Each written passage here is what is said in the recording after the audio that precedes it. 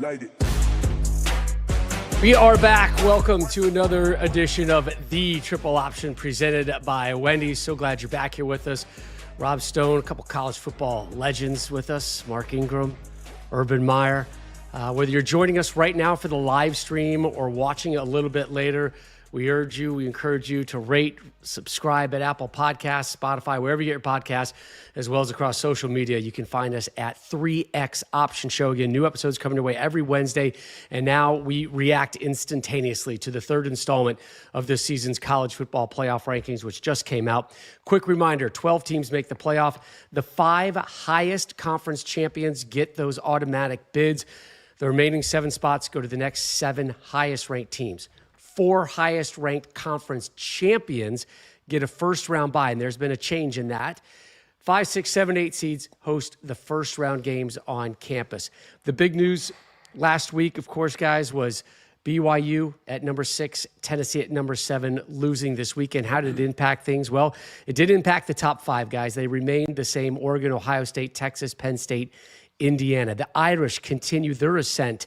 Second straight week, they've risen 2 spots, guys, from 10 to 8 to 6. Alabama, welcome back, Mark Ingram. You guys are back at number 3. Tennessee down 4 spots. They are the first team out. Boise State up 1 spot. And Boise State now given a bye.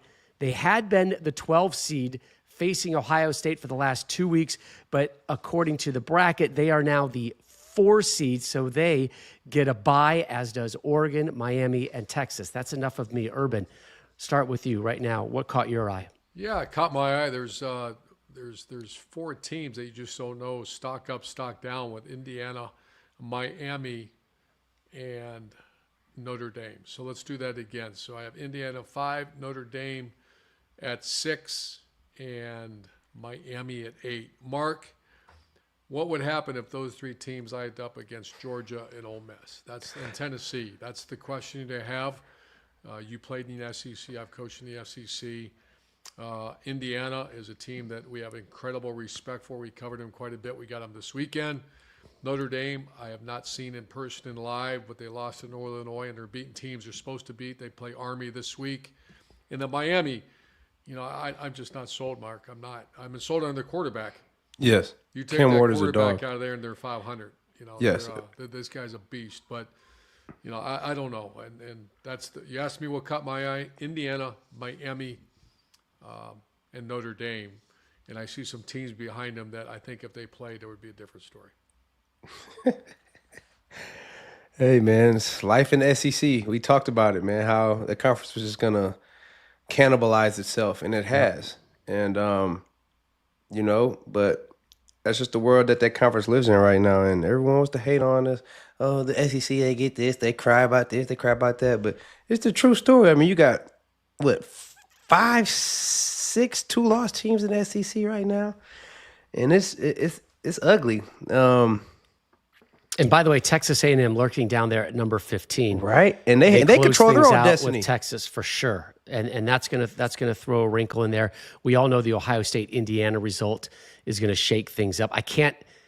Ohio State beats Indiana. There's no way they're jumping Oregon, right? I mean, you just can't do that. No, head to head. Right? It's got to go. It's got to be head-to-head, and then that would put those 2 programs on, of course, that collision course in Indy for the Big Ten championship game. There's Penn State, Mark. Don't overlook them Cignettis. No. I'm just and Indiana, should they win? Hey, listen, we got Coach Cignetti joining us live on the Triple Option coming up in a little bit. I am not here to offend. I'm here to defend. I'm a big fan of the Hoosiers and what they're doing right now. But I'm curious, Mark, your Crimson Tide, they've been kind of bouncing around, right? Yeah. And here they are up 3 spots this week from number 10. What do you make of your Tide? I mean, they should have been bouncing around, man. After that loss to, they had a couple up and down weeks. They had the loss to Vanderbilt. It was a close call to South Carolina. They had the loss to Tennessee, had the bye week, came back with a dominant win over LSU, kind of took their soul from them because we saw them go get smacked again by Florida. But they're looking really good right now. And if this Alabama team that you see played against Georgia in the first half, if you see that Alabama team that played against LSU, that is one of the most dangerous teams in the nation. they have a shot against any team with Jalen Milroe at the quarterback position, because when he plays with his electric playmaking ability with his legs, but also with the downfield explosive playmaking with his arm, this Alabama football team is a dangerous team. I love that they're sitting right there where they're at, because just keep sleeping on my squad, man. Just keep sleeping on them. Yep, Crimson Tide, the second highest ranked SEC team. Ole Miss sitting there at 9, and then it's Georgia, coach, up 2 spots, and the Bulldogs have been doing some bouncing as well. Remember when the initial college football playoff rankings came out, they were all the way at number 3. They had a bye, and then they plummeted to 12, out of the bracket last week, and now back in as a 10 seed, and Alabama currently taking on the Irish in South Bend in the first round. I might have to buy a ticket to that one. Oh, Me too. I'm gonna fly with Brady. I want to hit something right here, and I think this would be a case study for every collegiate administrator and support. SMU, I brought them up last week. I don't know much about SMU. Never coached against them. Never been there, and I kind of I don't want to say took shots at them, but I'm like, what are you talking about? SMU. Then I watched film. I know some people who have kids go there, and I did some research, Mark. They have made an incredible investment in their athletic program in football. They're now in an excellent they're in a big conference. The supporters have anteed up and said, let's go play ball. Yep. And as a result, the players and coaching staff have delivered. Is that one of the greatest stories? I love that story. But it's Texas not by money. accident. They committed incredible. What I heard, and I heard it and I read it, so it's not documented. Millions of dollars have been invested in that organization, and said, "Let's go play ball." And that as a result, Texas money. they've delivered. So that Texas money. Oil and gas, baby. Oil and gas down in that neck of the woods.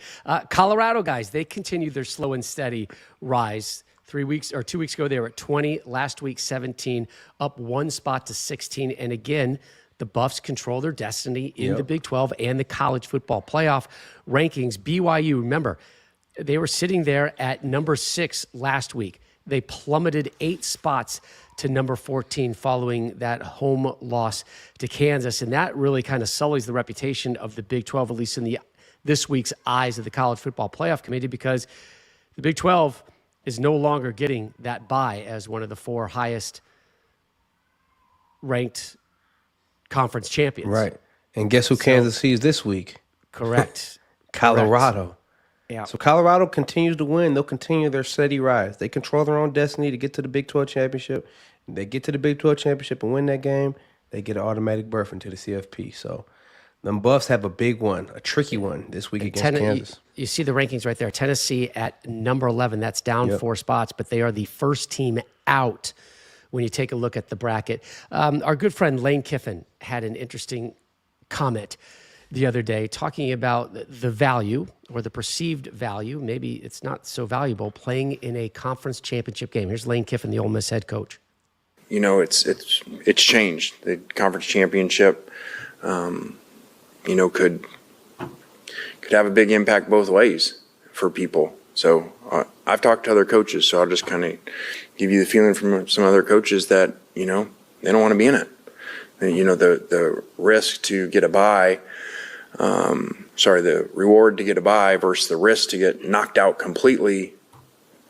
I mean, that's a really big risk, just to get a bye. So I think it's ended up being a very unique situation of all, postseason sports, the way that system's set up there, and how you could go to that and get knocked out, and if you don't go, you're in. Questions? I'm not a big gambler, but that's the kind of one of them Vegas, like poker table thing, that's all in. And you're going all in the best conference in football, so you got to play somebody great too. Very different than a lot of these other conferences. It's fascinating, and I understand it. I think our general perception is, particularly if you're in the SEC and the Big Ten, if you get to the championship game, you are not going to be punished rankings-wise. And it's easy to say that now. We have to see what the results are. To me, though, you guys know it better. Having that bye, to me, seems just massive. Just having I'm going to throw wear some and out tear. at you. Yeah. This might stir a little internet conversation. Does Greg Sankey and Badidi from the Big Ten get together and say, this ain't right? Right. I'm asking. It's possible. They already got together. I'm going to say, okay, we're playing in a conference. There's teams on this that have not played a ranked team. Yeah. Every SEC team I was imagine played at least 3. Yes. There's 5 I'm just two-loss throwing that teams out in there. that conference right now. There's 5 two-loss teams in I'm that looking conference. at South Carolina. Some of their wins. Yeah. Yes. And then I'm seeing some teams in front of them saying, "Oh, okay, if they played, what would happen here?" Right. And then the fan, and I get it, and I was at Utah, and well, they don't. So don't give me these what ifs, but they don't. But I can tell you about the SEC after living in there for 6 years. The SEC cares about the SEC, Yeah. and the Big Ten has grown that as well. That Yep. they care about the Big Ten. Do they get together and say, "Wait a minute, do we go do our own thing?" Yeah. And once again, I don't have insider information. I hope I'm not. just saying. I hear you. Well, Coach. they met already this year, so Yep. something, they met earlier this year. The commissioners met. I don't know what happened. We don't know what came about from that meeting, but clearly there's something brewing. But just to say what Lane said, like, I would much rather just play in the first round as opposed to going to the championship and have to pose the risk of getting knocked out all entirely. Like, But that is I don't rolling know. the dice, right? It is rolling I the think dice. that's his point. Like, are we still going to get in if we're not in the conference championship So game? you're And obviously, looking at a there are team- some programs Yeah. there that have to get in to have any consideration and win it. But I get, Yeah. You know what it is, Mark? It's like March Madness, but the conference tournament's leading in. All right, so listen, I'm a big North Carolina basketball fan, and there are times where I'll look and I'll go, you know what? I would rather maybe just take that loss in the. You would rather lose in the semis or the quarterfinals than you would in the final, right? Like, just get home, stop pounding on the hardwood. But it's different because the tournament is so expansive, and you kind of have a really good idea whether you're going to get in or not for basketball purposes. But I think there's real value to it, particularly this time of the year, Coach, when the wear and tear just continues to grow on there's these value. players, on the I'll be coaching honest, staff. I'm shutting you out because I can't even think like that. There really is. What do you hope you don't go to a championship game? Right. Go I don't- play to win. And what do you like? You go and then eat dinner afterwards? You get up in the morning and say, as you're driving to work, say, boy, I hope you don't win the SEC championship. I mean, I that doesn't compute. No, it wasn't win the SEC championship game. It was like just get to the game. Yeah. Right? They're saying, like, let's avoid that championship game and give ourselves a week off. even worse. Even You're worse, saying like Ole Miss, like, so Alabama goes and plays whoever, Texas or whatever the game is. Alabama's playing Notre Dame right now. No, I'm it's talking not about SEC SEC championship. championship. SEC For the And championship. they yeah. I mean, that's 2 sledgehammers now. Yes, That's and you 2 go. Correct. big Say time you games. drop that game. Now you're a 3-loss team, and you take the risk of getting out. Then Ole Miss, Georgia, who didn't even play in the SEC championship, get in. Like, that's devastating. I don't think they're going to get punished for losing in the championship game, You particularly hope in the not. Big Ten or the hope SEC. not. Yeah, correct. I hope not. There's Correct, no but we don't way, know. Rob. There's no way a 3-loss team will go ahead of a 2-loss team in the SEC. No With way. a loss in the championship. But No the way. third loss is in the championship game. You're going to get and punished against, for it. against You're gonna number get 3 punished or for it. whoever. And then that Tennessee, who was that first team out, do they get in? Yep. Do While they back Bama in? They drops back out in because somebody if you earned the right lose. to get to the championship game and loses. Nasty. It is nasty. It is nasty. And look at the Big 12 right now, right? BYU stock plummets. They lose a bid. Big 12, I think their hopes of having 2 teams in completely gone right now. There's 4 in the SEC, 4 Gone. from the Big 10, ACC 1, Independent 1. Mountain Big West 12, 1, Big 1. 12 1. That's it. Yes. You know, the independent thing though is really curious. You know, Notre Dame. We're going to talk about it with our pick 6 brought to you by BetMGM coming up. Notre Dame and Army this week, neutral site game at Yankee Stadium, and then Notre Dame comes to the West Coast to take on USC and Leinart Don't play and anybody. Brady Quinn. We're already talking about that one last week. There used to be a day where everybody said, oh, Notre Dame's playing USC. There's other things to watch now. I hate to say that, too. Yep. Well, you're only watching for Notre Dame, either to love them or to hate them right now, because USC is just trying to figure themselves out right now. But they beat USC, and they say, okay, they beat USC.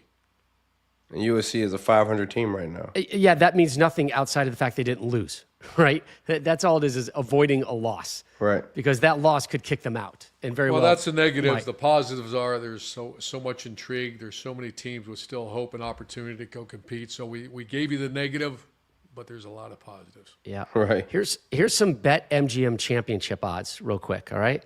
Guess who's number 1 according to BetMGM? Oregon.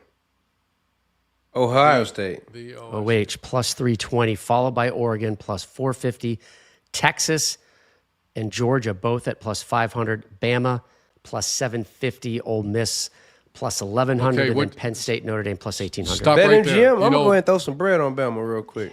BetMGM is doing it by rosters. That's what they just did. You just gave us the best rosters in college football. You didn't look at records.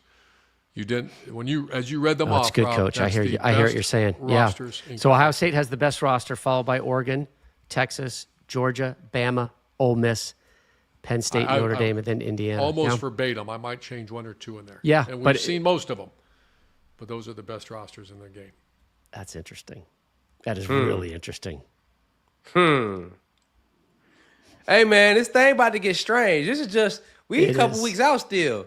We It still is. got Wait. 2 more regular seasons and then the championship weekend. We got 3 more weekends, and this thing is going to go upside down, Stoner.